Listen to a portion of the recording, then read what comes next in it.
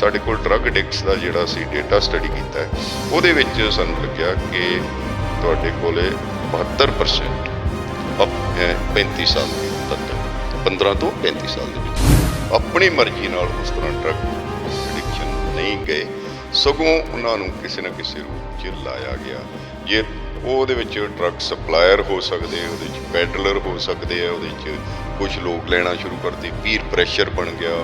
ਕੁਛ ਲੋਕਾਂ ਨੂੰ ਲੱਗਿਆ ਕਿ ਅਨਐਮਪਲਾਇਮੈਂਟ ਉਸ ਤਰ੍ਹਾਂ ਅਸੀਂ ਬਹੁਤ ਵੱਡਾ ਇਸ਼ੂ ਇਹ ਨਹੀਂ ਕਹਿ ਸਕਦੇ, ਕਿਉਂਕਿ ਜਿਹੜੇ 21 ਸਾਲ ਤੱਕ ਆਪਾਂ ਬਹੁਤੇ ਲੋਕ ਅਨਐਮਪਲਾਇਮੈਂਟ ਵੱਲ ਜਾਂਦੇ ਨਹੀਂ, ਪਰ ਜਦੋਂ ਆਪਾਂ 20 ਤੋਂ 35 ਸਾਲ ਵਾਲੀ ਗੱਲ ਕਰਦੇ ਤੇ ਅਨਐਮਪਲਾਇਮੈਂਟ ਵੀ ਇੱਕ ਇਸ਼ੂ ਆਇਆ। 8 ਜ਼ਿਲ੍ਹੇ ਤੋਂ ਤੁਸੀਂ ਕਿਸ ਬਿਹਾਫ ਤੇ ਚੁੱਕੇ? ਕੀ ਕਾਰਨ ਸੀ ਉਹਨਾਂ ਦੇ? ਕੀ ਮਤਲਬ ਕੀ ਬੈਕਗ੍ਰਾਉਂਡ 'ਚ ਉਹਦੇ ਬੁਨਿਆਦ ਕੀ ਸੀ ਉਹਦੀ?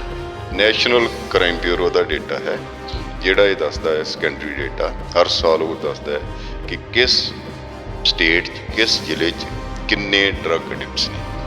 ਸੋ ਸਾਨੂੰ ਜਿਹੜੇ ਇਹ 8 ਜ਼ਿਲ੍ਹੇ ਤੇ ਬਾਕੀ ਦੇ ਜਿਹੜੇ 2 ਜ਼ਿਲ੍ਹੇ, ਉਹਦਾ ਆਧਾਰ ਇਹ ਸੀ ਕਿ ਨੈਸ਼ਨਲ ਜਿਹੜਾ ਕ੍ਰਾਈਮ ਬਿਊਰੋ ਦਾ ਡੇਟਾ ਹੈ ਉਸ ਦੇ ਬੇਸ 'ਤੇ ਜਿੱਥੇ ਜ਼ਿਆਦਾ ਇੰਸੀਡੈਂਸ ਸੀਗੀ ਡਰੱਗ ਦੀ, ਉਹ ਅਸੀਂ ਜ਼ਿਲ੍ਹੇ ਲਏ ਨੇ।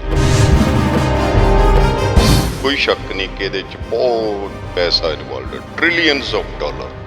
ਜਿਹੜੀ ਇਹ ਜਾਂਦੀ ਹੈ ਇੰਡੀਆ ਤੱਕ ਹੀ ਸੀਮਤ ਨਹੀਂ ਹੈ, ਯੂਰਪੀਅਨ ਯੂਨੀਅਨ ਜਿਹੜੇ ਬਹੁਤ ਅਮੀਰ ਕੰਟਰੀ ਨੇ, ਔਰ ਅਮਰੀਕਾ ਜਿਹੜਾ ਬਹੁਤ ਅਮੀਰ, ਉੱਥੋਂ ਤੱਕ ਕੈਨੇਡਾ ਤੱਕ ਸਾਰੇ ਇਹ ਜਾਂਦੀ ਹੈ ਦਵਾਈ, ਕਿਉਂਕਿ ਉੱਥੇ ਲੋਕਾਂ ਦੀ ਪੇਇੰਗ ਕੈਪੈਸਿਟੀ ਜ਼ਿਆਦਾ ਹੈ।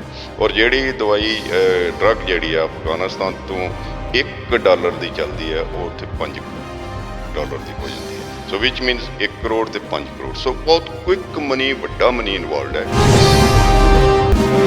ਤੇ ਤੁਸੀਂ ਇਸ ਤੇ ਕੀ ਕਹੋਗੇ ਵੀ ਆਹ ਜਿਹੜੀ ਚੀਜ਼ ਹੈਗੀ ਹੈ ਵੀ ਤੁਸੀਂ ਦੂਜਾ ਕੋਈ ਨੈਚੁਰਲ ਨਸ਼ੇ ਤੇ ਲੈ ਆਓ, ਉਹ ਕਾਮਯਾਬ ਹੋ ਸਕਦੀ ਹੈ? ਇਹਦੇ ਵਿੱਚ ਤੁਹਾਡੀ ਫਾਈਂਡਿੰਗਸ ਕੀ ਕਹਿੰਦੀਆਂ? ਪੰਜਾਬ ਨੇ, ਰਾਜਸਥਾਨ ਨੇ ਕਾਫੀ ਸੀਰੀਅਸ ਅਟੈਂਪਟ ਕੀਤੀ ਹੈ, ਕਿਉਂਕਿ ਜਦੋਂ ਇਹਨੂੰ ਰੋਕਣਾ ਹੈ ਤਾਂ ਇਕੱਲਾ ਸਬਸਟੀਚਿਊਟ ਥੈਰੇਪੀ ਨਾਲ ਨਹੀਂ ਰੋਕਿਆ ਜਾ ਸਕਦਾ। ਉਹ ਤਾਂ ਟੇਪਰ ਆਫ ਕਰਨ ਲਈ ਹੈ ਨਾ, ਕਿ ਤੁਸੀਂ ਬਹੁਤ ਖਤਰਨਾਕ ਡਰੱਗਸ ਲੈ ਰਹੇ ਹੋ ਤੇ ਉਹਨੂੰ OST ਉਹਨੂੰ ਕਹਿੰਦੇ ਓਪੀਅਡ ਸਬਸਟੀਟਿਊਸ਼ਨ ਥੈਰੇਪੀ, ਉਹਦੀ ਜਗ੍ਹਾ ਬੋਪਰਨੋਰਫਾਈਨ ਜਾਂ ਹੋਰ ਕੋਈ ਦੇ ਦਿਓ ਆਪਣੇ ਮੈਡੀਕਲ ਸੁਪਰਵਿਜ਼ਨ 'ਚ ਮੋਨੀਟਰਿੰਗ ਕਰਕੇ, ਤੇ ਉਹਦੇ ਨਾਲ 2-4-6 ਮਹੀਨਿਆਂ 'ਚ ਉਹ ਉਹ ਹੈ ਕਿ ਜਦੋਂ ਇੱਕ ਵਾਰੀ ਜਿਹੜਾ ਡਰੱਗ ਐਡਿਕਟ ਹੈ ਉਹ ਡੀ ਐਡਿਕਟ ਹੋ ਗਿਆ, ਉਸ ਤੋਂ ਬਾਅਦ ਰੀਲੈਪਸ ਨਾ ਹੋਵੇ, ਉਹ ਰੀਹੈਬਿਲਿਟੇਟ ਹੋਵੇ, ਉਹਨੂੰ ਉਸ ਨੂੰ ਦਿੱਤੀ ਜਾਂਦੀ ਹੈ।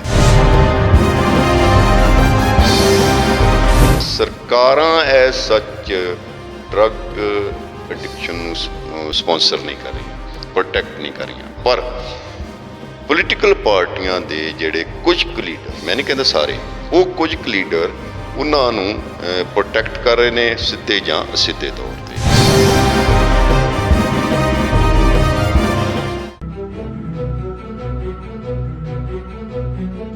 ਸਤਿ ਸ਼੍ਰੀ ਅਕਾਲ, ਨਮਸਕਾਰ, ਆਦਾਬ। ਮੈਂ ਬਿੰਦੂ ਸਿੰਘ ਅੱਜ ਇੱਕ ਵਾਰ ਫਿਰ ਹਾਜ਼ਰ ਹਾਂ ਤੁਹਾਡੇ ਕੋਲ ਲੈ ਕੇ ਪ੍ਰੋਗਰਾਮ ਅ ਡਾਇਲੌਗ। ਜਿਵੇਂ ਕਿ ਅਸੀਂ ਇਸ ਪ੍ਰੋਗਰਾਮ ਦੇ ਵਿੱਚ ਹਰ ਵਾਰ ਕਿਸੇ ਨਵੀਂ ਸ਼ਖਸੀਅਤ ਨੂੰ ਤੁਹਾਡੇ ਰੂਬਰੂ ਕਰਵਾਉਂਦੇ ਹਾਂ, ਉਸੇ ਤਰੀਕੇ ਦੇ ਨਾਲ ਅੱਜ ਅਸੀਂ ਆਏ ਹਾਂ ਚੰਡੀਗੜ੍ਹ ਕ੍ਰਿਡ, ਇੱਕ ਜਿਹੜਾ ਇੱਥੇ ਅਦਾਰਾ ਹੈਗਾ, ਉਹਦੇ ਵਿੱਚ ਪ੍ਰੋਫੈਸਰ ਨੇ ਇੱਕ RS ਘੁੰਮਣ, ਰਣਜੀਤ ਸਿੰਘ ਘੁੰਮਣ, ਇਕੋਨੋਮਿਸਟ ਨੇ, ਅਰਥ ਸ਼ਾਸਤਰੀ ਨੇ, ਬਹੁਤ ਹੀ ਪੜ੍ਹੇ ਲਿਖੇ ਵਿਦਵਾਨ ਨੇ। ਉਹਨਾਂ ਨਾਲ ਅਸੀਂ ਅੱਜ ਇੱਕ ਇਹੋ ਜਿਹੇ ਮੁੱਦੇ 'ਤੇ ਗੱਲ ਕਰਨ ਆਏ ਹਾਂ ਜਿਹੜਾ ਕਿ ਪੰਜਾਬ ਲਈ ਘੱਟੋ ਘੱਟ ਬਹੁਤ ਅਹਿਮੀਅਤ ਰੱਖਦਾ ਹੈ।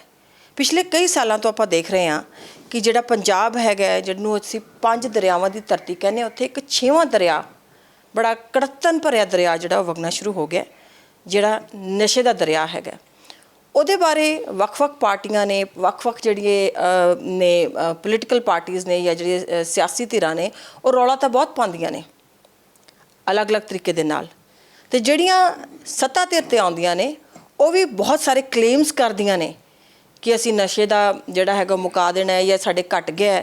ਜਾਂ ਜਿਹੜੀ ਮੌਜੂਦਾ ਸਰਕਾਰ ਹੈ, ਉਹਨਾਂ ਨੇ ਤਾਂ ਇੱਥੇ ਤੱਕ ਕਹਿ ਤਾ, ਉਹਨਾਂ ਦੇ ਮੁੱਖ ਮੰਤਰੀ ਨੇ ਕਹਿ ਦਿੱਤਾ ਸੀਗਾ ਕਿ ਅਸੀਂ ਨਸ਼ੇ ਦਾ ਜਿਹੜਾ ਉਹ ਲੱਕ ਤੋੜਤਾ ਜਾਂ ਤੋੜ ਦੇਣਾ। ਪਿਛਲੇ ਜਿਹੜੀ ਚੋਣਾਂ ਦੇ ਵਿੱਚ ਉਹਨਾਂ ਨੇ ਆਪਣੇ ਗੱਲ ਕਹੀ ਸੀਗੀ, ਪਰ ਅਸਲ ਦੇ ਵਿੱਚ ਉਹ ਲੱਕ ਕਿੰਨਾ ਕੁ ਟੁੱਟਾ ਹੈ, ਜਾਂ ਪੰਜਾਬ ਦੀ ਜਿਹੜੀ ਜਵਾਨੀ ਹੈ ਉਹ ਇਹਦੇ ਵਿੱਚ ਕਿਵੇਂ ਫਨਾਹ ਹੋਈ ਹੈ, ਤਹਿਸ ਨਹਿਸ ਹੋਈ ਹੈ, ਉਹ ਇੱਕ ਵੱਡਾ ਸਵਾਲ ਅੱਜ ਵੀ ਬਣਿਆ ਹੋਇਆ।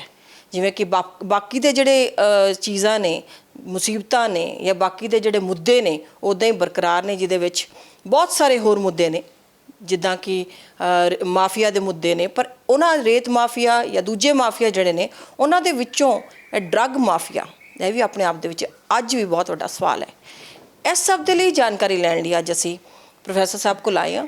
ਇਹਨਾਂ ਨੇ ਇਹਦੇ 'ਤੇ ਬਹੁਤ ਵੱਡੀ ਰਿਸਰਚ ਕੀਤੀ ਹੈ, ਇਹਨਾਂ ਨੇ ਕੁਝ ਡਾਟਾ ਤਿਆਰ ਕੀਤਾ ਇਹਨੂੰ ਲੈ ਕੇ ਪੰਜਾਬ ਦੇ ਵਿੱਚ। ਉਹਨਾਂ ਤੋਂ ਪੁੱਛਦੇ ਹਾਂ ਵੀ ਇਹ ਪਰਟੀਕੂਲਰ ਪ੍ਰੋਜੈਕਟ ਹੈ ਕੀ ਅਤੇ ਇਹਨਾਂ ਦੀਆਂ ਜਿਹੜੀਆਂ ਉਹਦੇ 'ਚ ਫਾਈਂਡਿੰਗਸ ਨੇ ਉਹ ਕੀ ਨੇ। ਪ੍ਰੋਫੈਸਰ ਸਾਹਿਬ ਤੁਹਾਡਾ ਬਹੁਤ ਬਹੁਤ ਸਵਾਗਤ ਹੈ। ਬਿੰਦੂ ਜੀ, ਇੱਦਾਂ ਹੈ ਕਿ ਇਹ ਜਿਹੜਾ ਪ੍ਰੋਜੈਕਟ ਹੈ ਅਸੀਂ 2017 ਜਨਵਰੀ 'ਚ ਸ਼ੁਰੂ ਕੀਤਾ ਸੀਗਾ। Indian council of social science research, ਜੋ ਕਿ ministry of human resource development ਦਾ ਇੱਕ ਅਦਾਰਾ ਹੈ, ਉਹਨਾਂ ਨੇ ਸਾਨੂੰ ਇਹ ਪ੍ਰੋਜੈਕਟ ਕਮਿਸ਼ਨ ਕੀਤਾ ਸੀ ਔਰ ਫੰਡਿੰਗ ਵੀ ਕੀਤੀ ਸੀ। ਬਹੁਤ ਵੱਡਾ ਰਿਸਰਚ ਪ੍ਰੋਗਰਾਮ ਹੈ ਔਰ ਇਹਦੇ ਵਿੱਚ ਅਸੀਂ 5 ਸਟੇਟਸ ਜਿਹੜੀਆਂ ਨੇ ਉਹ ਲਈਆਂ ਨੇ, ਜਿਹਦੇ ਵਿੱਚ ਪੰਜਾਬ, ਹਰਿਆਣਾ, ਹਿਮਾਚਲ, ਰਾਜਸਥਾਨ ਅਤੇ JNK ਨੇ। ਪੰਜਾਬ 'ਤੇ ਮੇਨ ਫੋਕਸ ਹੈ ਕਿਉਂਕਿ ਪੰਜਾਬ, ਤੁਹਾਡੇ ਯਾਦ ਹੋਵੇਗਾ ਕਿ ਕੋਈ 12-15 ਸਾਲ ਪਹਿਲਾਂ ਇੱਕ ਪੋਲੀਟੀਕਲ ਬਿਗ ਨੇ ਇੱਕ ਸਟੇਟਮੈਂਟ ਦਿੱਤੀ ਕਿ ਪੰਜਾਬ ਦਾ ਜਿਹੜਾ ਯੂਥ 72% ਯੂਥ ਹੈ ਉਹ ਡਰੱਗੀ ਹੈ।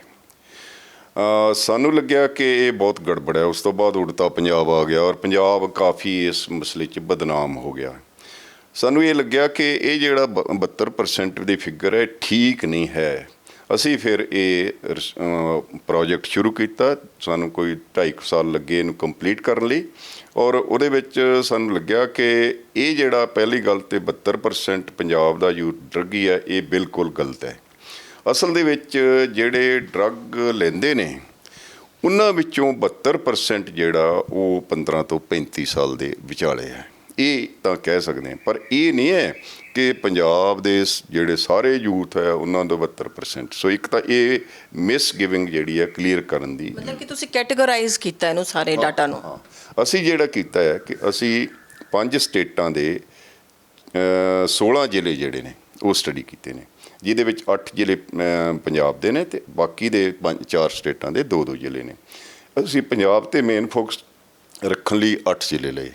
ਸੋ ਇਹਦੇ ਵਿੱਚ ਟੋਟਲ ਅਸੀਂ 3 ਕੈਟੇਗਰੀਜ਼ ਦੇ ਜਿਹੜੇ ਡਰੱਗ ਐਡਿਕਟਸ ਲਏ। ਹੁਣ ਅਸੀਂ ਪਹੁੰਚੇ ਕਿਵੇਂ ਉਹਨਾਂ ਤੱਕ? ਸਰ ਪਹਿਲੇ ਮੇਰੇ ਇੱਕ ਸਵਾਲ ਵਿੱਚ ਹੋਰ ਮੈਂ ਲੈਣਾ ਚਾਹਾਂਗੀ। ਤੁਸੀਂ ਜਿਹੜੇ 8 ਜ਼ਿਲ੍ਹਿਆਂ ਦੀ ਗੱਲ ਕਰ ਰਹੇ ਹੋ, 8 ਜ਼ਿਲ੍ਹੇ ਤੋਂ ਤੁਸੀਂ ਕਿਸ ਬਿਹਾਫ 'ਤੇ ਚੁੱਕੇ? ਕੀ ਕਾਰਨ ਸੀ ਉਹਨਾਂ ਦੇ? ਕੀ ਮਤਲਬ ਕੀ ਬੈਕਗਰਾਊਂਡ 'ਚ ਉਹਦੇ ਬੁਨਿਆਦ ਕੀ ਸੀ ਉਹਦੀ? ਨੈਸ਼ਨਲ ਕ੍ਰਾਈਮ ਬਿਊਰੋ ਦਾ ਡੇਟਾ ਹੈ ਜਿਹੜਾ ਇਹ ਦੱਸਦਾ ਹੈ, ਸੈਕੰਡਰੀ ਡੇਟਾ ਹਰ ਸਾਲ ਉਹ ਦੱਸਦਾ ਹੈ ਕਿ ਕਿਸ ਸਟੇਟ 'ਚ, ਕਿਸ ਜ਼ਿਲ੍ਹੇ 'ਚ ਕਿੰਨੇ ਡਰੱਗ ਐਡਿਕਟਸ ਨੇ। ਸੋ ਸਾਨੂੰ ਜਿਹੜੇ ਇਹ 8 ਜ਼ਿਲ੍ਹੇ ਅਤੇ ਬਾਕੀ ਦੇ ਜਿਹੜੇ 2-2 ਜ਼ਿਲ੍ਹੇ, ਉਹਦਾ ਆਧਾਰ ਇਹ ਸੀ ਕਿ ਨੈਸ਼ਨਲ ਜਿਹੜਾ ਕ੍ਰਾਈਮ ਬਿਊਰੋ ਦਾ ਡੇਟਾ ਹੈ ਉਸ ਦੇ ਬੇਸ 'ਤੇ ਜਿੱਥੇ ਜ਼ਿਆਦਾ ਇੰਸੀਡੈਂਸ ਸੀਗੀ ਡਰੱਗ ਦੀ, ਉਹ ਅਸੀਂ ਜ਼ਿਲ੍ਹੇ ਲਏ ਨੇ। ਔਰ ਇਹਦੇ ਵਿੱਚ ਪੰਜਾਬ ਦੇ 8 ਔਰ ਬਾਕੀਆਂ ਦੇ 2-2 ਜ਼ਿਲ੍ਹੇ ਸਨ ਔਰ ਇਹੀ ਇੱਕ ਆਧਾਰ ਸੀ। ਦੂਜਾ ਆਧਾਰ ਜਿਹੜਾ ਇਹ ਸੀਗਾ ਕਿ ਪੰਜਾਬ ਦੇ ਨਾਲ ਲੱਗਦੇ ਜਿਹੜੇ ਸਟੇਟਾਂ ਨੇ ਉਹਨਾਂ ਦੇ ਅਸੀਂ ਉਹ ਜ਼ਿਲ੍ਹੇ ਲਏ, ਇੱਕ ਤਾਂ ਜਿੱਥੇ ਉਹ ਜ਼ਿਆਦਾ ਇੰਸੀਡੈਂਸ, ਇੱਕ ਜਿਹੜੇ ਪੰਜਾਬ ਦੇ ਨਾਲ ਲੱਗਦੇ ਸੀ। ਕਿਉਂਕਿ ਸਾਨੂੰ ਲੱਗਿਆ ਕਿ 2-3 ਸਰੋਤ ਨੇ ਡਰੱਗਸ ਦੇ। ਇੱਕ ਤਾਂ ਪਾਕਿਸਤਾਨ, ਮਿਆਂਮਾਰ ਅਤੇ ਅਫਗਾਨਿਸਤਾਨ ਦੀ ਗੋਲਡਨ ਟਰਾਇੰਗਲ ਹੈ, ਜਿਹਦੇ ਵਿੱਚੋਂ ਉਹ ਅਫਗਾਨਿਸਤਾਨ ਅਤੇ ਸਾਰੀ ਦੁਨੀਆ ਨੂੰ ਪਤਾ ਹੈ ਕਿ ਉੱਥੇ ਅਫੀਮ ਦੀ ਖੇਤੀ ਹੁੰਦੀ ਹੈ, ਹੈਰੋਇਨ ਵੀ ਤਿਆਰ ਹੁੰਦੀ ਹੈ ਔਰ ਉਹ ਫਿਰ ਵਾਇਆ ਪਾਕਿਸਤਾਨ ਪੰਜਾਬ 'ਚ ਆਉਂਦਾ ਔਰ ਪੰਜਾਬ ਟ੍ਰਾਂਜਿਟ ਰੂਟ ਬਣ ਜਾਂਦਾ ਹੈ। ਔਰ ਟ੍ਰਾਂਜਿਟ ਰੂਟ ਦੇ ਵਿੱਚ ਫਿਰ ਪੰਜਾਬ ਦੇ ਕੁਝ ਲੋਕ ਵੀ ਸ਼ਾਮਲ ਹੋ ਜਾਂਦੇ, ਸਮਗਲਰ ਵੀ ਸ਼ਾਮਲ ਹੋ ਜਾਂਦੇ, ਪੈਡਲਰ ਵੀ। ਔਰ ਇਹਦੇ ਨਾਲ ਦੂਜਾ ਜਿਹੜਾ ਸਰੋਤ ਹੈ ਉਹ ਰਾਜਸਥਾਨ, ਮੱਧ ਪ੍ਰਦੇਸ਼ ਜਾਂ ਨਾਲ ਲੱਗਦੀਆਂ ਸਟੇਟਾਂ 'ਚੋਂ ਆਉਂਦਾ ਔਰ ਪੰਜਾਬ 'ਚੋਂ ਵੀ ਉੱਥੇ ਜਾਂਦਾ। So it's both way process. ਤੀਜਾ ਸਰੋਤ ਹੈ ਕਿ ਪੰਜਾਬ ਦੇ ਵਿੱਚ ਵੀ ਕਿਤੇ ਨਾ ਕਿਤੇ ਸਿੰਥੈਟਿਕ ਜਿਹੜੀਆਂ ਜਾਂ ਗੁਆਂਢੀ ਰਾਜ 'ਚ ਸਿੰਥੈਟਿਕ ਫਾਰਮਾਸਿਊਟੀਕਲ ਜਿਹੜੀਆਂ ਡਰੱਗਸ ਨੇ ਉਹ ਬਣਦੀਆਂ ਨੇ, ਜਿਹੜੇ ਲੋਕਾਂ ਨੂੰ ਜਿਹਦੇ ਵਿੱਚ ਬੂਫਰਨਾਈਨ ਹੈ ਜਾਂ ਹੋਰ ਇਸ ਤਰ੍ਹਾਂ ਦੀ ਹੈ। ਸੋ ਇਹ 3 ਸਰੋਤ ਨੇ ਜਿਨ੍ਹਾਂ ਨੂੰ ਮੁੱਖ ਰੱਖ ਕੇ ਅਸੀਂ ਸਟੱਡੀ ਕੀਤੀ ਔਰ 2706 ਸਾਡੇ ਰਿਸਪੋਂਡੈਂਟ ਨੇ, ਜਿਹਦੇ ਵਿੱਚ 570 ਜਿਹੜੇ ਨੇ ਉਹ ਡਰੱਗ ਐਡਿਕਟਸ ਜਿਹੜੇ ਰੀਹੈਬਲੀਟੇਸ਼ਨ ਸੈਂਟਰਾਂ 'ਚ ਦਵਾਈ ਲੈ ਰਹੇ ਨੇ, ਡਰੱਗ ਟ੍ਰੀਟਮੈਂਟ ਸੈਂਟਰਾਂ 'ਚ। ਫਿਰ ਫਾਲੋਅਪ ਜਿਹੜੇ ਰੀਹੈਬਲੀਟੇਸ਼ਨ ਵਾਲੇ ਉਹ ਅਸੀਂ ਲਏ। ਫਿਰ ਅਸੀਂ ਲਏ ਹਿਡਨ ਡਰੱਗ ਐਡਿਕਟਸ। ਸਭ ਤੋਂ ਜਿਹੜਾ ਔਖਾ ਕੰਮ ਆ ਬਿੰਦੂ ਜੀ ਉਹ ਹੈ ਕਿ ਹਿਡਨ ਡਰੱਗ ਐਡਿਕਟਸ ਨੂੰ ਕਿਵੇਂ ਅਪਰੋਚ ਕਰਨਾ ਹੈ। ਉਹ ਅਸੀਂ ਡਰੱਗ ਐਡਿਕਟਸ ਨੂੰ ਥੋੜਾ ਜਿਹਾ ਡਿਟੇਲ ਦੱਸੋ ਮੈਨੂੰ, ਇਹ ਕੀ ਮਤਲਬ, ਇਹਦਾ ਮਕਸਦ ਕੀ, ਮਤਲਬ ਇਹਦਾ ਟਰਮ ਕੀ ਕਹਿੰਦੀ ਹੈ? ਹਿਡਨ ਉਹ ਹੈ ਨੇ ਕਿ ਨਾ ਤਾਂ ਉਹ ਕਿਤੇ ਡਰੱਗ ਰੀਹੈਬਿਲਿਟੇਸ਼ਨ ਸੈਂਟਰ 'ਚ ਰਜਿਸਟਰ ਹੈ, ਨਾ ਹੀ ਉਹ ਕਿਤੇ ਡਰੱਗ ਟਰੀਟਮੈਂਟ ਲੈ ਰਹੇ ਨੇ। ਉਹ ਹਿਡਨ ਨੇ, ਪਤਾ ਨਹੀਂ ਹੈ, ਪੇਰੈਂਟਸ ਨੂੰ ਵੀ ਨਹੀਂ ਪਤਾ, ਸੋਸਾਇਟੀ ਨੂੰ ਵੀ ਪਤਾ, ਉਹਨਾਂ ਨੂੰ ਪਤਾ ਹੈ। ਪਰ ਕਈ ਵਾਰੀ ਕਿਉਂਕਿ ਲੋਕੇਸ਼ਨ 'ਤੇ ਇਸ ਤਰ੍ਹਾਂ ਤਾਂ ਨਹੀਂ ਹੈ, ਪਰ ਅਸੀਂ ਸਨੋਬਾਲ ਸੈਂਪਲਿੰਗ ਕਰਕੇ ਉਹਨਾਂ ਦਾ ਡੇਟਾ ਸ਼ੇਟਾ ਪਤਾ ਕਰਕੇ ਉਹਨਾਂ ਨੂੰ ਕੰਟੈਕਟ ਕੀਤਾ ਹੈ ਇਸ ਅਸ਼ੋਰੈਂਸ 'ਤੇ ਕਿ ਅਸੀਂ ਤੁਹਾਡੇ ਘਰਦਿਆਂ ਨਾਲ ਬਿਲਕੁਲ ਇਹਦੀ ਗੱਲ ਨਹੀਂ ਕਰਾਂਗੇ ਕਿਸੇ ਨਾਲ। ਔਰ ਅਸੀਂ ਇਹ ਰਿਸਰਚ ਐਥਿਕਸ ਹੈ, ਕਿਉਂਕਿ ਬਹੁਤ ਸੈਂਸਿਟਿਵ ਰਿਸਰਚ ਹੈ, ਅਸੀਂ ਇਹ ਮੇਨਟੇਨ ਕੀਤਾ ਕਿ ਅਸੀਂ ਕਿਸੇ ਦੀ ਵੀ ਆਇਡੈਂਟੀਟੀ ਡਿਸਕਲੋਜ਼ ਨਹੀਂ ਕੀਤੀ। ਹਾਂ, ਇਸ ਤੋਂ ਬਾਅਦ ਅਸੀਂ ਅਪਰੋਚ ਇਹ ਕੀਤਾ ਕਿ ਡਰੱਗ ਡੀ ਐਡਿਕਸ਼ਨ ਸੈਂਟਰ 'ਚ ਕਿਹੜੇ ਨੇ, ਰੀਹੈਬਿਲਿਟੇਸ਼ਨ ਸੈਂਟਰ 'ਚ ਕਿਹੜੇ ਨੇ ਅਤੇ ਹਿਡਨ ਕਿਹੜੇ ਨੇ, ਔਰ ਉਹਨਾਂ ਦੇ ਪੇਰੈਂਟਸ ਜਿਹੜੇ ਨੇ, ਹਿਡਨ ਵਾਲਿਆਂ ਨੂੰ ਛੱਡ ਕੇ ਬਾਕੀ ਸਾਰਿਆਂ ਦੇ ਪੇਰੈਂਟਸ। ਇਸ ਤੋਂ ਬਾਅਦ ਅਸੀਂ 86 ਜਿਹੜੀਆਂ ਨੇ ਉਹ ਜਿਹੜੀਆਂ ਫੋਕਸ ਗਰੁੱਪ ਡਿਸਕਸ਼ਨ, ਲੋਕਾਂ ਦਾ ਵਿਊ ਲੈਣ ਲਈ, ਜਿਹਦੇ ਵਿੱਚ ਸਭ ਕਿਸਮ ਦੇ ਉਹਦੇ ਵਿੱਚ religious organisation, NGO, civil society, police, doctor, paramedical, students, teacher, ਸਭ ਅਸੀਂ ਲਏ ਕਿ ਉਹਨਾਂ ਦਾ ਕੀ ਵਿਊ ਹੈ ਇਸ ਬਾਰੇ। ਔਰ ਨਾਲ ਅਸੀਂ 46 ਕੇਸ ਸਟੱਡੀਜ਼ ਵੀ ਕੀਤੀਆਂ, ਮਤਲਬ ਉਹਦੇ ਵਿੱਚ ਇਹਦੇ ਵਿੱਚ ਅਸੀਂ ਰਿਪੋਰਟ 'ਚ ਦਿੱਤੀਆਂ ਨੇ, ਜਿਹੜੀ ਤੁਹਾਡੇ ਸਾਹਮਣੇ ਰਿਪੋਰਟ ਪਈ ਹੈ ਕਿ ਉਹਦੇ ਵਿੱਚ ਇਹ ਹੈ ਕਿ ਸਪੈਸੀਫਿਕ ਕੇਸਿਸ ਡਿਟੇਲ 'ਚ ਅਸੀਂ ਸਟੱਡੀ ਕੀਤੇ ਕਿ ਕਿਸ ਕਿਸਮ ਦੇ ਬੱਚੇ ਨੇ ਲੈ ਰਹੇ। ਦੂਜਾ ਜਿਹੜਾ ਜਿੱਥੋਂ ਤੱਕ ਤੁਸੀਂ ਇੱਕ ਸਪੈਸੀਫਿਕਲੀ ਇੱਕ ਗੱਲ ਕਹੀ ਹੈ, 15 ਤੋਂ 35 ਦੀ ਤੁਸੀਂ ਇੱਕ ਕੈਟਾਗਰੀ ਜਿਹੜੀ ਉਹ ਜਿਹੜੀ ਈਅਰ ਮਾਰਕ ਕੀਤੀ ਹੈ ਇਹਦੇ ਵਿੱਚ, ਉਹ ਬਹੁਤ ਹੀ ਡਰਾਵਨਾ ਹੈਗਾ ਜੇ 72% ਉਹਦੀ ਗੱਲ ਕੀਤੀ ਜਾਵੇ, ਕਿਉਂਕਿ ਇਹ ਜਵਾਨੀ ਵਾਲੀ ਇੱਕ ਏਜ ਜਿਹੜੀ ਹੈਗੀ ਹੈ, 15 ਸਾਲ ਦਾ ਬੱਚਾ ਜਿਹਦੀ ਕਿ ਟਰਨਿੰਗ ਏਜ ਹੈ, ਔਰ ਉਹਨੇ ਜਾ ਕੇ ਇੱਕ ਮਤਲਬ ਕਿ ਇੱਕ ਰਿਸਪੌਂਸਿਬਲ ਸਿਟੀਜ਼ਨ ਜਾਂ ਆਪਣਾ ਕਰੀਅਰ ਜਾਂ ਉਧਰ ਨੂੰ ਤੁਰਨਾ ਹੁੰਦਾ ਹੈ, ਅਤੇ ਉਹ ਇਸ ਵੱਲ ਪੈ ਗਿਆ। ਮਤਲਬ ਕਿ ਜੇ ਜ਼ਿੰਦਗੀ ਦੀ ਸ਼ੁਰੂਆਤੀ ਕਦਮਾਂ ਦੇ ਵਿੱਚ ਹੀ ਉਹਦੇ ਕਦਮ ਡਗਮਗਾ ਗਏ ਨੇ ਇਸ ਕਦਰ, ਔਰ 35 ਸਾਲ ਜਿਹੜੀ ਪ੍ਰਾਈਮ ਏਜ ਹੁੰਦੀ ਹੈ, ਜਦੋਂ ਕਿ ਸਭ ਤੋਂ ਜ਼ਿਆਦਾ ਮਤਲਬ ਆਪਾਂ ਕਹਿ ਸਕਦੇ ਹਾਂ ਕਿ ਜਵਾਨੀ ਦਾ ਉਹ ਪ੍ਰਾਈਮ ਟਾਈਮ ਹੁੰਦਾ ਹੈ ਕਿ ਜਦੋਂ ਕਰੀਅਰ ਆਪਣੀ ਚਾਹੇ ਦੇਸ਼ ਲਈ ਹੋਵੇ, ਚਾਹੇ ਆਪਣੇ ਮੁਹੱਲੇ ਲਈ ਹੋਵੇ, ਚਾਹੇ ਆਪਣੇ ਸ਼ਹਿਰ ਲਈ ਹੋਵੇ, ਚਾਹੇ ਸੂਬੇ ਲਈ ਹੋਵੇ, ਖੜਾ ਹੋਣਾ ਹੁੰਦਾ। ਉਸ ਟਾਈਮ ਇਹ ਡਗਮਗਾ ਰਿਹਾ। ਤਾਂ ਤੁਹਾਨੂੰ ਮਤਲਬ ਕਿੱਦਾਂ ਦੇ ਜਿਹੜੇ ਨੇ ਲੋਕਾਂ ਦੇ ਨਾਲ ਜਿਹੜੇ ਇਹਨਾਂ ਨਾਲ ਗੱਲਬਾਤ ਕਰਕੇ ਵਿੱਚੋਂ ਨਿਕਲਿਆ ਕੀ ਵਜ੍ਹਾ ਕੀ ਹੈ ਇਹਦੀ ਇੰਨੀ ਜ਼ਿਆਦਾ ਤੁਰਨ ਦੀ ਲੋਕਾਂ ਦੀ? ਇਸ ਤੋਂ ਪਹਿਲਾਂ ਮੈਂ ਇੱਕ ਹੋਰ, ਇਹ ਵਾਕਈ ਬੜੀ ਫਿਕਰਮੰਦੀ ਦਾ ਸਵਾਲ ਹੈ, ਇਸ਼ੂ ਹੈ। ਮੈਂ ਇੱਕ ਗੱਲ ਹੋਰ ਤੁਹਾਨੂੰ ਦੱਸਣੀ ਚਾਹਾਂਗਾ ਕਿ ਅਸੀਂ 2 ਲੈਵਲ 'ਤੇ ਦੇਖਿਆ। ਇੱਕ ਤਾਂ ਉਹ ਕਿ ਜਿਹੜੇ ਇਸ ਵੇਲੇ ਡਰੱਗ ਐਡਿਕਟ ਹੋ ਚੁੱਕੇ ਨੇ, ਉਹਨਾਂ ਦਾ ਏਜ ਗਰੁੱਪ ਕੀ ਹੈ, ਉਹਨਾਂ ਦਾ ਐਜੂਕੇਸ਼ਨ ਲੈਵਲ ਕੀ ਹੈ। ਦੂਜਾ ਉਹ ਜਿਹੜੇ ਕਿਸ ਏਜ 'ਚ ਉਹਨਾਂ ਨੇ ਡਰੱਗ ਲੈਣੀ ਸ਼ੁਰੂ ਕੀਤੀ, ਮਤਲਬ ਇਨੀਸ਼ੀਏਸ਼ਨ ਕਿਸ ਏਜ 'ਚ ਹੋਈ।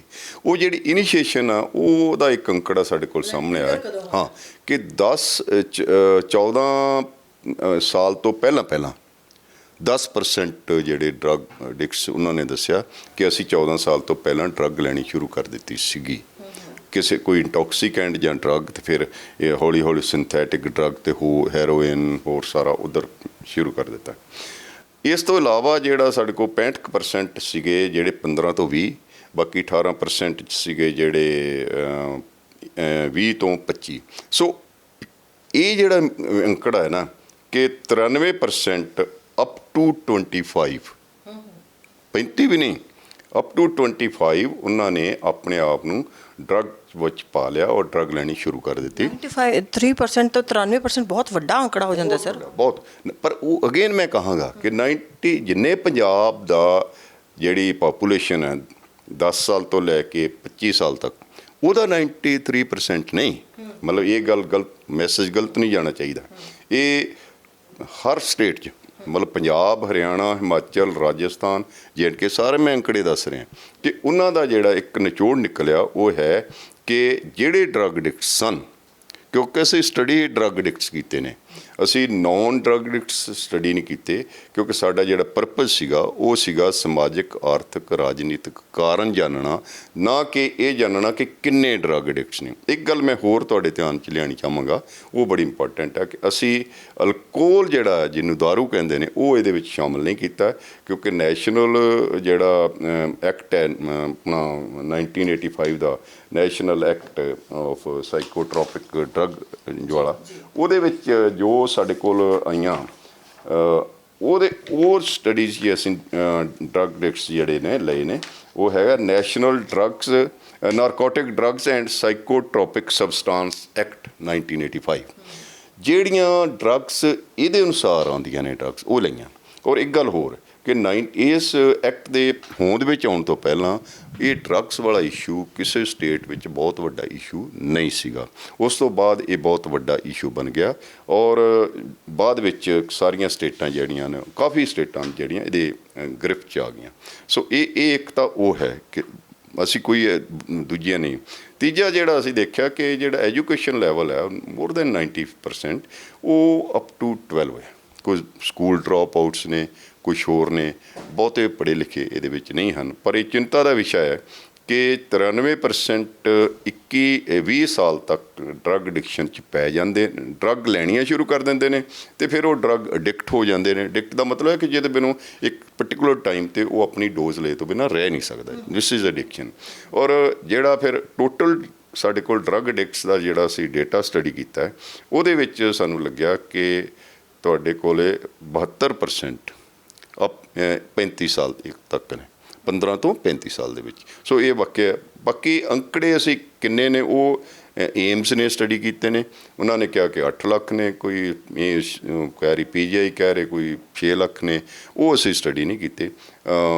ਪੰਜਾਬ ਬਾਕੀ ਸਟੇਟਾਂ ਦੇ ਅੰਕੜੇ ਜਿਹੜੇ ਆ, ਜਿਵੇਂ ਪੰਜਾਬ 'ਚ 8 ਲੱਖ ਨੇ, ਹਰਿਆਣੇ 'ਚ 6 ਲੱਖ ਨੇ, ਤਾਂ ਇਹਦਾ ਮਤਲਬ ਕਿ ਬਰਾਬਰ ਹੀ ਨੇ ਕਿਉਂਕਿ ਹਰਿਆਣੇ ਦੀ ਪਾਪੂਲੇਸ਼ਨ ਵੀ ਘੱਟ ਹੈ। ਪਰ ਬਾਕੀ ਸਟੇਟਾਂ 'ਚ ਵੀ ਨਸ਼ੇ ਜਿਹੜੇ ਨੇ ਬਹੁਤ ਨੇ।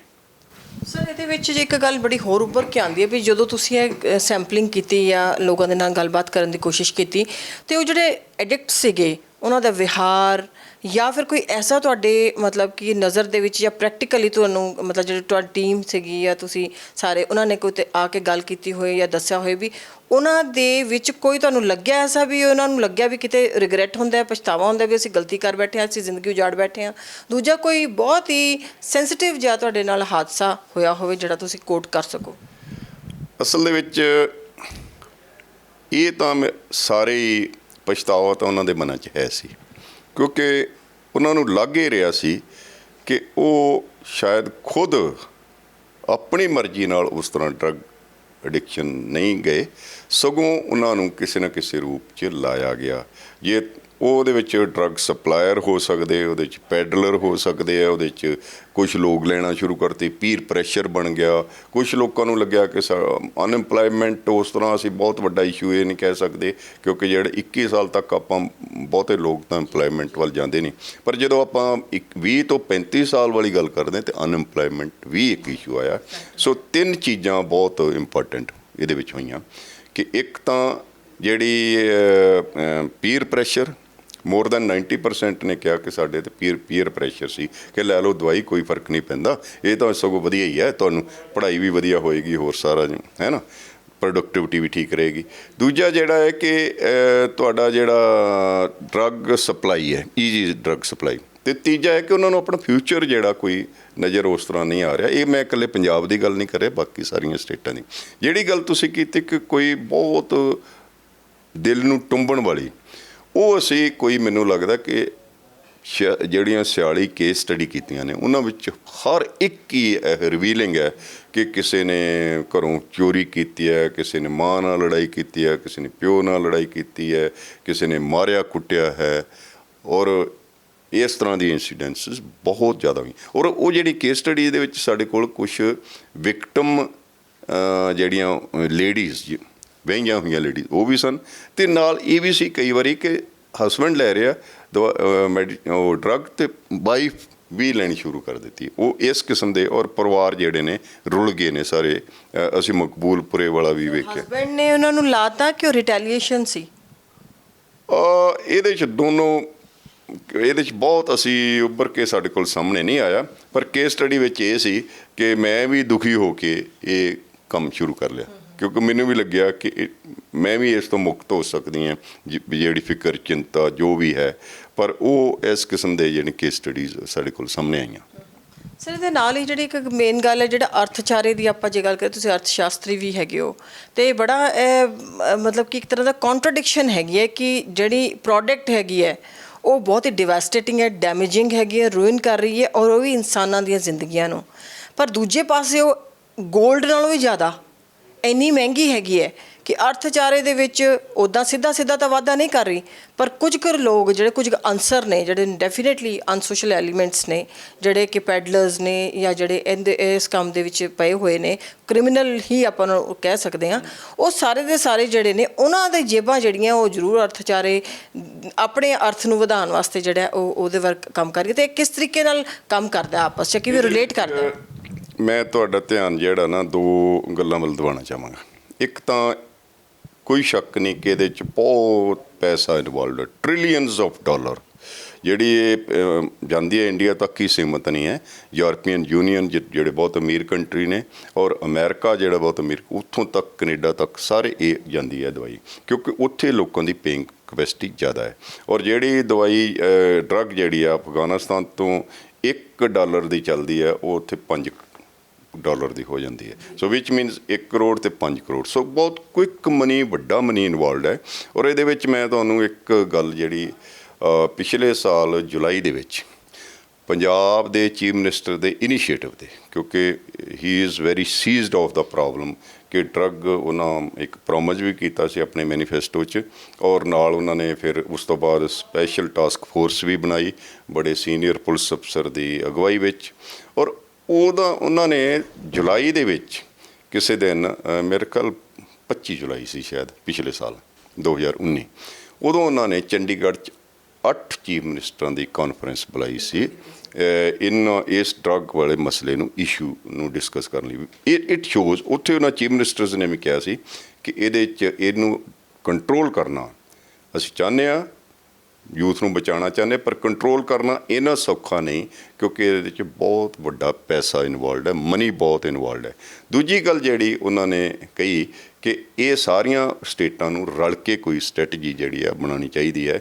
ਔਰ ਉਹਦੇ ਵਿੱਚ 8 ਸਟੇਟਾਂ 'ਚੋਂ 5 ਸਟੇਟਾਂ ਦੇ ਚੀਫ ਮਿਨਿਸਟਰ ਹਾਜ਼ਰ ਸੀ, ਫਿਰ ਯੂਟੀ ਚੰਡੀਗੜ੍ਹ, ਫਿਰ JNK, ਫਿਰ ਦਿੱਲੀ, ਇਹ ਸਾਰੇ ਹਾਜ਼ਰ ਸੀ। ਔਰ ਮੇਰੀ, ਕਿਉਂਕਿ ਸਾਡੀ ਜਿਹੜੀ ਰਿਪੋਰਟ ਹੈ, ਮੇਰੇ ਦੋ ਕੁਲੀਗ ਨਾਲ, ਮੇਰੇ ਡਾਕਟਰ ਜਤਿੰਦਰ ਸਿੰਘ ਔਰ ਡਾਕਟਰ ਗੁਰਿੰਦਰ ਕੌਰ, ਇੱਕ ਇਕੋਨਮਿਸਟ ਹੈ, ਇੱਕ ਸੋਸ਼ਲ ਐਂਥਰੋਪੋਲੋਜਿਸਟ ਹੈ, ਅਸੀਂ ਉਦੋਂ ਤੱਕ ਇਹ ਸਟੱਡੀ ਕੰਪਲੀਟ ਕਰ ਚੁੱਕੇ ਸੀ ਔਰ ਮੀਡੀਆ 'ਚ ਬਹੁਤ ਛਾਇਆ ਹੋ ਚੁੱਕੀ ਸੀ।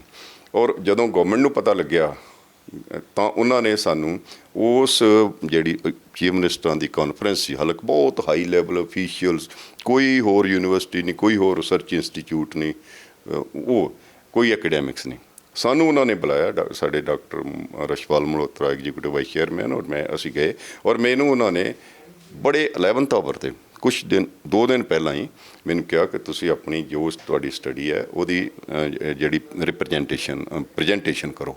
10 ਮਿੰਟ ਜਸਟ, ਜਿਹੜੇ ਪੰਜਾਬ ਦੇ ਮਿਸਟਰ ਸਿੱਧੂ ਉਸ ਵੇਲੇ STF ਦੇ ਚੀਫ ਸੀ, ਹੁਣ ਵੀ ਉਹੀ ਨੇ, ਉਹਨਾਂ ਤੋਂ ਬਾਅਦ ਮੈਂ 10 ਮਿੰਟ ਦੀ ਆਪਣੀ ਪ੍ਰੈਜੈਂਟੇਸ਼ਨ ਵੀ ਕੀਤੀ। ਫਿਰ ਹਰਿਆਣੇ ਦੇ ਚੀਫ ਸੈਕਟਰੀ ਔਰ ਉਹਨਾਂ ਦੇ DGP ਨਾਲ ਬੈਠੇ ਸੀ, ਉਹਨਾਂ ਨਾਲ ਵੀ ਮੇਰੀ ਮੀਟਿੰਗ ਹੋਈ ਬਾਅਦ 'ਚ। ਸੋ ਮੈਨੂੰ ਉੱਥੋਂ ਲੱਗਿਆ ਕਿ ਗਵਰਨਮੈਂਟਸ ਸੀਰੀਅਸ ਤਾਂ ਹੈ, ਪਰ ਕੁਝ ਕਾਰਨ ਹੈ, ਕੁਝ ਲਿਮਿਟੇਸ਼ਨਸ ਹੈ, ਜਿਸ ਕਰਕੇ ਇਹ ਜਿਹੜਾ ਡਰੱਗ ਸਪਲਾਈ ਚੇਨ ਹੈ, ਜਿਸ ਲੈਵਲ 'ਤੇ ਟੁੱਟਣੀ ਚਾਹੀਦੀ ਹੈ, ਉਹ ਨਹੀਂ ਟੁੱਟ ਰਹੀ। ਮੈਂ ਕਹਿ ਸਕਦੇ ਹਾਂ ਕਿ ਕੁਝ ਵਿੱਚ ਗਵਰਨਮੈਂਟਸ, ਕਈ ਵਾਰੀ ਸਰਕਾਰਾਂ ਜਿਹੜੀਆਂ ਆਉਂਦੀਆਂ, ਸ਼ਾਇਦ ਜੇ ਹੁਣ ਵਾਲੇ ਮੁੱਖ ਮੰਤਰੀ ਦੀ ਵੀ ਗੱਲ ਕਰੀਏ, ਸਿੰਸੈਰਿਟੀ ਦੇ ਨਾਲ ਤਾਂ ਕੰਮ ਕਰਨਾ ਚਾਹੁੰਦੇ ਆ, ਪਰ ਇਹਦਾ ਫਲॉ ਹੀ ਇੰਨਾ ਹੋ ਚੁੱਕਿਆ ਕਿ ਇਹਦੇ 'ਤੇ ਇੱਕਦਮ ਜਿਹੜਾ ਇਹਦਾ ਡੈਂਟ ਪਾਉਣਾ, ਜਾਂ ਇਹਦੇ ਜਿਹੜਾ ਅਰਥਚਾਰੇ ਨਾਲ ਜੁੜਿਆ ਹੋਇਆ ਹੈ, ਜਾਂ ਲੋਕ ਜਿਹੜੇ ਇਹਦੇ ਵਿੱਚ ਬਹੁਤ ਜ਼ਿਆਦਾ ਐਡਿਕਟਸ ਹੋ ਗਏ ਹੈ, ਉਹਨਾਂ ਨੂੰ ਮਤਲਬ ਕਿ ਇੱਕਦਮ ਇਸ ਤੋਂ ਦੂਰ ਕਰਨਾ ਔਖਾ ਹੈ। ਪਰ ਉਹਦੇ ਵਿੱਚ ਸਰ ਇੱਕ ਗੱਲ ਹੋਰ ਉੱਭਰ ਕੇ ਆਉਂਦੀ ਹੈ, ਕਈ ਵਾਰੀ ਜਿਹੜੇ ਫੂਲਕਾ ਸਾਹਿਬ ਨੇ, ਹੋਰ ਕਈ ਜਣੇ ਨੇ, ਉਹਨਾਂ ਨੇ ਇੱਕ ਖਾਸ ਕਰਕੇ ਜੇ ਆਪਾਂ ਜਦੋਂ MLA ਸੀਗੇ ਇੱਥੇ ਵਿਧਾਨ ਸਭਾ ਜਾਂਦੇ ਸੀ, ਉਹ ਬੜੀ, ਔਰ ਬਾਹਰ ਵੀ ਉਹ ਗੱਲਾਂ ਕਰਦੇ ਆ ਜਾਂ ਕਹਿੰਦੇ ਆ ਇਸ ਗੱਲ ਨੂੰ ਬੜੀ ਉਹਦੇ ਨਾਲ, ਕਿ ਜਿਹੜਾ ਇਹਦਾ ਬਦਲ ਜਿਹੜਾ ਹੈਗਾ ਡਰੱਗ ਦਾ, ਉਹ ਦੂਸਰੀਆਂ ਜਿਹੜੀਆਂ ਇਸ ਤੋਂ ਘੱਟ ਨਸ਼ੇ ਵਾਲੀਆਂ ਹੈ ਨੇ, ਜਿਵੇਂ ਕਿ ਕੋਈ ਹੋਰ ਤਰ੍ਹਾਂ ਦੇ ਨਸ਼ੇ ਹੁੰਦੇ ਸੀਗੇ, ਜਿਹੜੇ ਕਿ ਨੈਚੁਰਲ ਨਸ਼ੇ ਜਿਨ੍ਹਾਂ ਨੂੰ ਕਹਿੰਦੇ ਆ, ਉਹਨਾਂ ਨੂੰ ਲੈ ਕੇ ਆਉਣਾ ਚਾਹੀਦਾ, ਅਤੇ ਉਹਦੇ ਲਈ ਥੋੜ੍ਹਾ ਜਿਹਾ ਇਹਨਾਂ ਨੂੰ ਆਦੀ ਕਰਨਾ ਚਾਹੀਦਾ ਉਸ 'ਤੇ ਲਿਆ ਕੇ, ਕਿਉਂਕਿ ਇਹਨੂੰ ਛੁਡਾਉਣ ਲਈ ਵੀ ਜਿਹੜੇ ਤੁਹਾਡੇ ਸੈਂਟਰਸ ਵੀ ਹੁੰਦੇ, ਉਹਦੇ ਵਿੱਚ ਵੀ ਕਿਸੇ ਤਰੀਕੇ ਦੀ ਜਿਹੜੀ ਡਿਗਰੀ ਘੱਟ ਕਰਕੇ ਦਿੱਤਾ ਜਾਂਦਾ ਹੈ। ਪਰ ਇਹ ਗੱਲ ਨਹੀਂ ਹੈ ਵੀ ਇੱਕੋ ਦਿਨ ਦੇ ਵਿੱਚ ਉਹਨਾਂ ਨੂੰ ਕਹੋ ਵੀ ਤੁਸੀਂ ਸਾਗ ਸਬਜ਼ੀਆਂ ਖਾਣ ਲੱਗ ਪਓ ਅਤੇ ਤੁਸੀਂ ਉਹ ਛੱਡ ਦੋਗੇ। ਅਤੇ ਤੁਸੀਂ ਇਸ 'ਤੇ ਕੀ ਕਹੋਗੇ ਵੀ ਆਹ ਜਿਹੜੀ ਚੀਜ਼ ਹੈਗੀ ਹੈ, ਵੀ ਤੁਸੀਂ ਦੂਜਾ ਕੋਈ ਨੈਚੁਰਲ ਨਸ਼ੇ 'ਤੇ ਲੈ ਆਓ, ਉਹ ਕਾਮਯਾਬ ਹੋ ਸਕਦੀ ਹੈ? ਇਹਦੇ ਵਿੱਚ ਤੁਹਾਡੀ ਫਾਈਂਡਿੰਗਸ ਕੀ ਕਹਿੰਦੀਆਂ?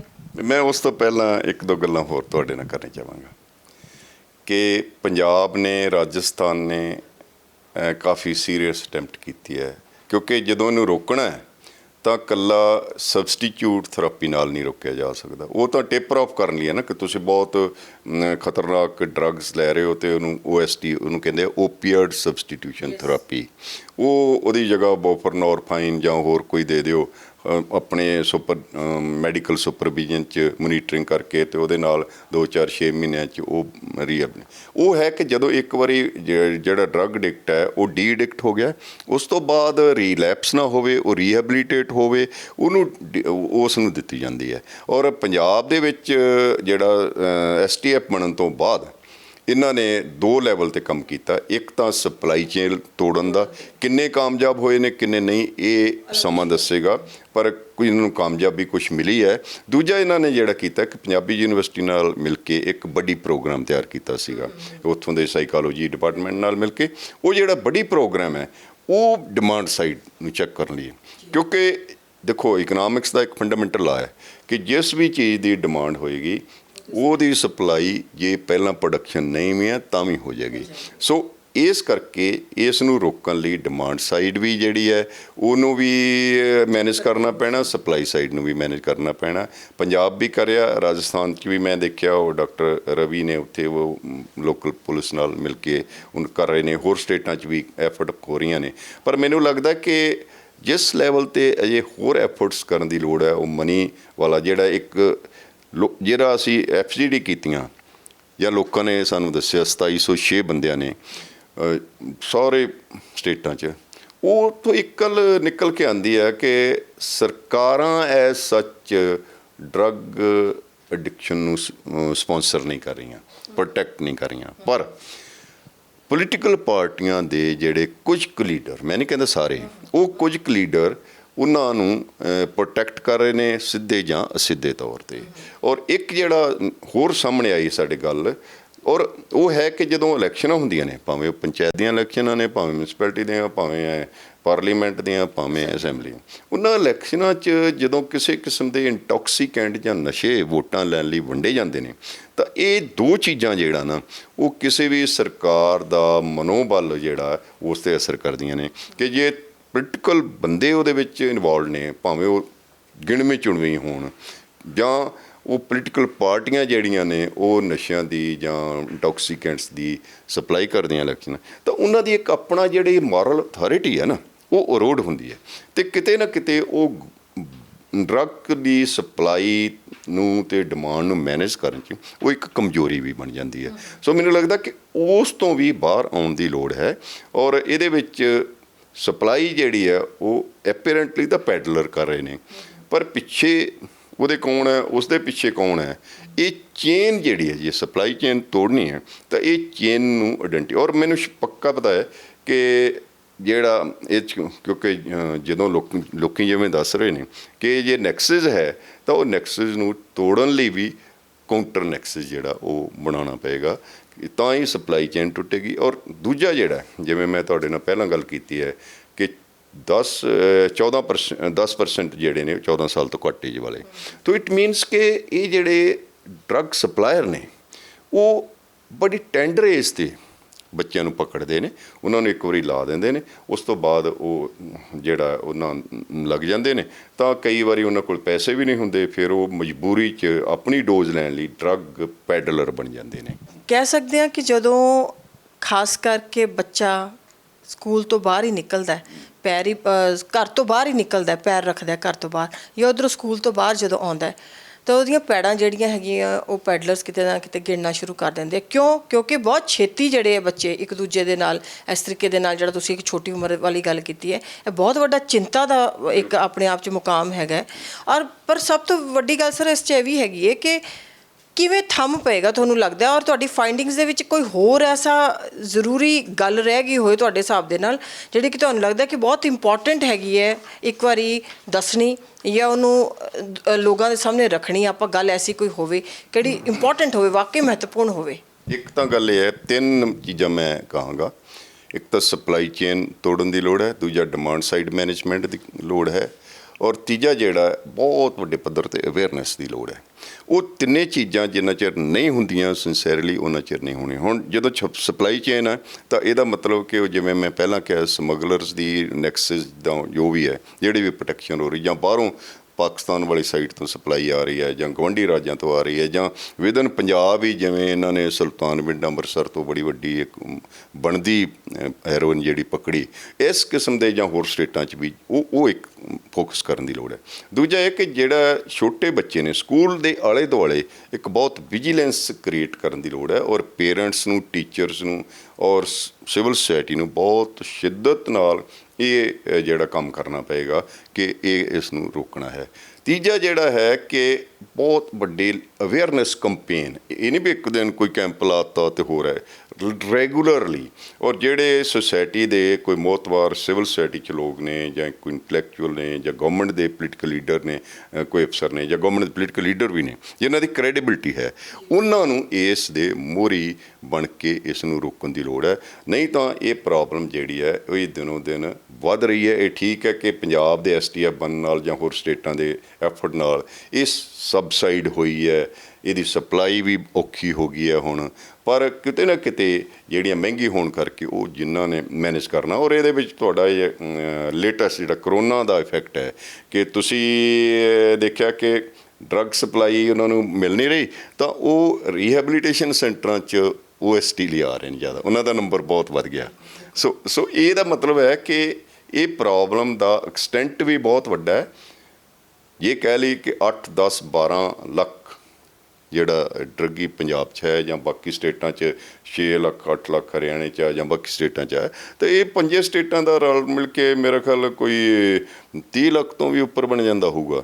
ਔਰ ਇਹ ਬਾਕੀ ਸਟੇਟਾਂ 'ਚ ਵੀ ਹੋਣਗੇ ਕਿਉਂਕਿ ਅਸੀਂ 5 ਸਟੇਟਾਂ ਦੀ ਸਟੱਡੀ ਕੀਤੀ ਹੈ। ਤਾਂ ਮੈਨੂੰ ਲੱਗਦਾ ਹੈ ਕਿ ਇਸ ਪ੍ਰੋਬਲਮ ਨੂੰ ਜਿਵੇਂ ਉਹ ਚੀਫ ਮਿਨਿਸਟਰਸ ਕਾਨਫਰੰਸ ਹੋਈ ਜਾਂ ਇੱਥੇ ਕੋਈ ਸੈਂਟਰ ਖੋਲ੍ਹਣ ਦੀ ਵੀ ਸੈਂਟਰ ਕੋਈ ਗੱਲ ਕਰ ਰਿਹਾ, ਉਹ ਉਸ ਲੈਵਲ 'ਤੇ ਇੱਕ ਜੁਆਇੰਟ ਵੈਂਚਰ ਦੇ ਤੌਰ 'ਤੇ ਜੁਆਇੰਟ ਐਫਰਟਸ ਨਾਲ ਹੋਣਾ ਹੈ, ਕਿਸੇ ਇੱਕ ਸਟੇਟ ਨਾਲ ਨਹੀਂ ਹੋਣਾ। ਜੇ ਪਾਕਿਸਤਾਨ ਨਾਲ ਸਪਲਾਈ ਪਾਕਿਸਤਾਨ ਵੱਲੋਂ ਤੋੜਨੀ ਆ ਤਾਂ ਜਿਹੜੇ ਸਰਹੱਦ 'ਤੇ ਵਿਜੀਲੈਂਸ ਵਧਾਉਣੀ ਪਏਗੀ, ਜਿੱਥੇ ਜਿਹੜੀਆਂ ਉੱਥੇ ਫੋਰਸਿਸ ਨੇ ਜਿਹੜੀਆਂ ਸੈਂਟਰ ਦੇ ਅੰਡਰ ਹੈ ਉਹਨਾਂ ਨੂੰ ਵੀ ਵੱਧ ਐਕਟਿਵ ਹੋਣਾ ਪਏਗਾ ਔਰ ਨਾਲ ਇਹਨਾਂ ਨੂੰ ਸਟੇਟਾਂ ਨੂੰ ਵੀ ਤਾਲਮੇਲ ਜਿਹੜਾ ਉਹ ਕਰਨਾ ਪਏਗਾ ਔਰ ਸਿਵਲ ਸੁਸਾਇਟੀ ਨੂੰ ਵੀ ਇਹਦੇ ਵਿੱਚ ਅੱਗੇ ਆਉਣਾ ਪਏਗਾ। ਅਦਰਵਾਈਜ਼ ਮੈਨੂੰ ਲੱਗਦਾ ਕਿ ਜਿਸ ਕਿਸਮ ਨਾਲ ਇਹ ਪ੍ਰੋਬਲਮ ਵੱਧ ਰਹੀ ਹੈ ਜਾਂ ਫੈਲ ਰਹੀ ਹੈ, ਇਹਦੇ ਨਾਲ ਸਾਡਾ ਜਿਹੜਾ ਯੂਥ ਤੇ ਫਿਊਚਰ ਜਿਹੜਾ ਉਹ ਐਟ ਸਟੇਕ ਹੈ। ਬੜਾ ਖਤਰਨਾਕ ਸਥਿਤੀ ਵੱਲ ਅਸੀਂ ਵਧ ਰਹੇ ਹਾਂ। ਬਹੁਤ ਬਹੁਤ ਧੰਨਵਾਦ ਕੋਮਲ ਸਾਹਿਬ ਜੀ। ਪ੍ਰੋਫੈਸਰ ਸਾਹਿਬ ਨਾਲ ਇੱਥੇ ਗੱਲਬਾਤ ਕਰਕੇ ਅੱਜ ਇੱਦਾਂ ਲੱਗਿਆ ਕਿ ਹਜੇ ਵੀ ਜਿਹੜਾ ਸਾਡਾ ਛੁਟਕਾਰਾ ਹੈਗਾ ਨਸ਼ਿਆਂ ਤੋਂ ਉਹ ਨਹੀਂ ਹੈਗਾ। ਔਰ ਬੜੀ ਗੰਭੀਰ ਗੱਲ ਜਿਹੜੀ ਸਾਹਮਣੇ ਆਈ ਹੈ ਉਹ ਆਈ ਹੈ ਕਿ ਬਹੁਤ ਛੋਟੀ ਉਮਰ ਦੇ, ਖਾਸ ਕਰਕੇ ਜਵਾਨੀ 'ਚ ਪੈਰ ਰੱਖਣ ਵਾਲੇ ਤੇ ਜਿਹੜੇ ਹਜੇ ਇਨੋਸੈਂਟ ਨੇ, ਐਡੋਲੈਸੈਂਟ ਏਜ ਵਿੱਚ ਹੀ ਆਏ ਨੇ, ਉਹੀ ਜਿਹੜੇ ਬੱਚੇ ਨੇ ਜਾਂ ਫਿਰ ਉਹ ਜਵਾਨ ਹੋ ਰਹੇ ਨੇ ਤੇ ਉਹ ਇਹਦੇ ਵਿੱਚ ਧੱਸਦੇ ਤੇ ਫਸਦੇ ਲਗਾਤਾਰ ਜਾ ਰਹੇ ਹੈ। ਹਜੇ ਉਸ ਤਰੀਕੇ ਦੇ ਨਾਲ ਚਾਹੇ ਕਿੰਨੀਆਂ ਵੀ ਐਫਰਟਸ ਹੋਈਆਂ, ਬਹੁਤ ਸਾਰੀਆਂ ਏਜੰਸੀਜ਼ ਇਸ 'ਤੇ ਕੰਮ ਕਰ ਰਹੀਆਂ ਨੇ, ਸਰਕਾਰੀ ਏਜੰਸੀਜ਼ ਨੇ, ਸਰਕਾਰਾਂ ਆਪਣੇ ਤਰੀਕੇ ਦੇ ਕਲੇਮਸ ਕਰ ਰਹੀਆਂ ਨੇ, ਪਰ ਕਿਤੇ ਨਾ ਕਿਤੇ ਇਹ ਗੱਲ ਵੀ ਸਾਹਮਣੇ ਆਪੇ ਨਿਕਲ ਕੇ ਆਉਂਦੀ ਹੈ ਪੂਰੀ ਗੱਲਬਾਤ 'ਚੋਂ, ਡਿਟੇਲ 'ਚੋਂ। ਔਰ ਜਿਹੜੀਆਂ ਖਬਰਾਂ ਵੀ ਨਸ਼ਰ ਹੁੰਦੀਆਂ ਨੇ ਉਸ 'ਚੋਂ ਇਹ ਗੱਲ ਪਤਾ ਲੱਗਦੀ ਹੈ ਵੀ ਜਿਹੜੀ ਪੋਲੀਟੀਕਲ ਪੈਟਰਨੇਜ ਹੈਗੀ ਹੈ, ਜਿਹਨੂੰ ਆਪਾਂ ਕਹਿੰਦੇ ਹਾਂ ਸਿਆਸੀ ਜਿਹੜਾ ਇਹਦੇ ਪਿੱਛੇ ਇੱਕ ਹੱਥ ਹੈਗਾ, ਨੈਕਸਸ ਤਾਂ ਹੈ ਹੀ ਹੈ, ਜਿਹੜਾ ਕਦੀ ਪੁਲਿਸ ਪੈਡਲਰਸ ਦਾ ਨੈਕਸਸ ਕਹਿ ਦਿੰਦੇ ਹੈ, ਕਦੀ ਹੋਰ ਤਰ੍ਹਾਂ ਦਾ ਨੈਕਸਸ ਕਹਿ ਦਿੰਦੇ ਹੈ, ਪਰ ਜਿਹੜਾ ਸਿਆਸੀ ਪਿੱਛੇ ਇੱਕ ਪੈਟਰਨੇਜ ਪੋਲੀਟੀਕਲ ਹੈਗੀ ਹੈ ਉਹ ਵੀ ਆਪਣੇ ਆਪ ਦੇ ਵਿੱਚ ਇੱਕ ਵੱਡਾ ਸਵਾਲ ਹੈਗਾ। ਜਦੋਂ ਤੱਕ ਇਹ ਨਹੀਂ ਟੁੱਟਦਾ, ਇਹ ਚੀਜ਼ਾਂ ਨਹੀਂ ਹਟਦੀਆਂ, ਤਾਂ ਤੱਕ ਸ਼ਾਇਦ ਜਿਹੜਾ ਨਸ਼ੇ ਦੀ ਇਸ ਜਿਹੜਾ ਵਹਿ ਰਿਹਾ ਦਰਿਆ ਹੈ ਇਸ ਦੇ ਵਿੱਚ ਨੂੰ ਠੱਲ ਪਾਉਣਾ ਬਹੁਤ ਔਖਾ ਹੈ। ਇਸ ਦੇ ਨਾਲ ਹੀ ਜਿਹੜੀ ਸਭ ਤੋਂ ਇੱਕ ਹੋਰ ਵੱਡੀ ਗੱਲ ਉੱਭਰ ਕੇ ਸਾਹਮਣੇ ਆਈ ਹੈ ਉਹ ਇਹ ਆਈ ਹੈ ਕਿ ਇਹਦੇ ਵਿੱਚ ਡੈਫੀਨੇਟਲੀ ਹਾਲਾਤ ਇੰਨੇ ਗੰਭੀਰ ਅਤੇ ਇੰਨੇ ਖਰਾਬ ਹੋ ਗਏ ਨੇ ਕਿ ਆਉਣ ਵਾਲੇ ਟਾਈਮ ਦੇ ਵਿੱਚ ਸਰਕਾਰੀ ਧਿਰਾਂ ਹੋਣ ਜਾਂ NGOs ਹੋਣ ਜਾਂ ਸੋਸ਼ਲ ਵਰਕਰਸ ਹੋਣ ਜਾਂ ਪੈਰੈਂਟਸ ਹੋਣ ਜਾਂ ਜਿਹੜੇ ਸਕੂਲਸ ਦੀਆਂ ਗੱਲਾਂ ਕਰੀਏ, ਕਾਲਜਸ ਦੀਆਂ ਗੱਲਾਂ ਕਰੀਏ ਅਤੇ ਉੱਥੋਂ ਦੀ ਐਡਮਿਨਿਸਟ੍ਰੇਸ਼ਨਸ ਹੋਣ ਤੇ ਜਾਂ ਫਿਰ ਪੂਰੀ ਦੀ ਪੂਰੀ ਸਿਵਲ ਸੁਸਾਇਟੀ ਹੋਵੇ, ਉਹਨਾਂ ਨੂੰ ਲੱਕ ਬੰਨ੍ਹ ਕੇ ਇਹਦੇ ਵੱਲ ਤੁਰਨਾ ਪੈਣਾ ਤਾਂ ਉਹ ਕਿਤੇ ਨਾ ਕਿਤੇ ਜਿਹੜਾ ਹੈਗਾ ਆਪਣੇ ਬੱਚਿਆਂ ਨੂੰ, ਆਪਣੇ ਆਉਣ ਵਾਲੀ ਜਨਰੇਸ਼ਨ ਨੂੰ ਇਸ ਤੋਂ ਨਿਜਾਤ ਦਵਾ ਸਕਣਗੇ। ਨਹੀਂ ਤਾਂ ਕਿੰਨਾ ਕੁ ਖੋਰਾ ਲੱਗ ਗਿਆ ਔਰ ਕਿੰਨਾ ਖੋਰਾ ਹਜੇ ਲੱਗਣਾ, ਇਹਦਾ ਹਿਸਾਬ ਕਿਤਾਬ ਲਾਉਣਾ ਹਜੇ ਬਹੁਤ ਮੁਸ਼ਕਿਲ ਹੈ। ਬਹੁਤ ਬਹੁਤ ਧੰਨਵਾਦ। ਆਪਾਂ ਫਿਰ ਮਿਲਾਂਗੇ ਕਿਸੇ ਇੱਕ ਨਵੇਂ ਮਹਿਮਾਨ ਦੇ ਨਾਲ ਕਿਸੇ ਨਵੀਂ ਜਗ੍ਹਾ। ਤਦ ਤੱਕ ਮੈਨੂੰ ਦਿਓ ਇਜਾਜ਼ਤ।